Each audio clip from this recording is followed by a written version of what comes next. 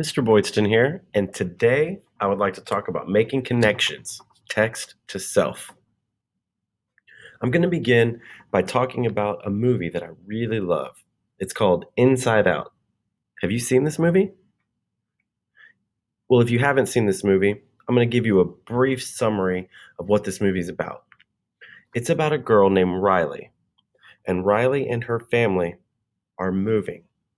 They move to a new city called San Francisco that's pretty far away from where they used to live. And then Riley has to end up going to a new school. Well, when she's at the new school, she feels very scared, she feels lonely, and she feels very sad.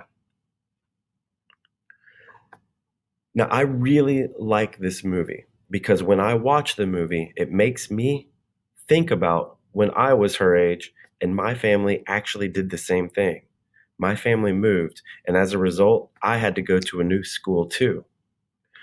I remember the first day when I arrived at the school and I was nervous, I was scared, and I was all alone. I didn't have any friends, and school had already started, so all the kids in the classroom already knew each other. I was the new kid and I felt out of place. Now, the reason why I talked about that story and that movie is because anytime I watch that movie, it reminds me of something that happened to me in my past. I can make a connection to that movie because I experienced something very similar. And we do that when we read a book. When we read a book, sometimes the story can connect with our own lives. It can be part of the story, or it can be the character, or it can be where the story takes place.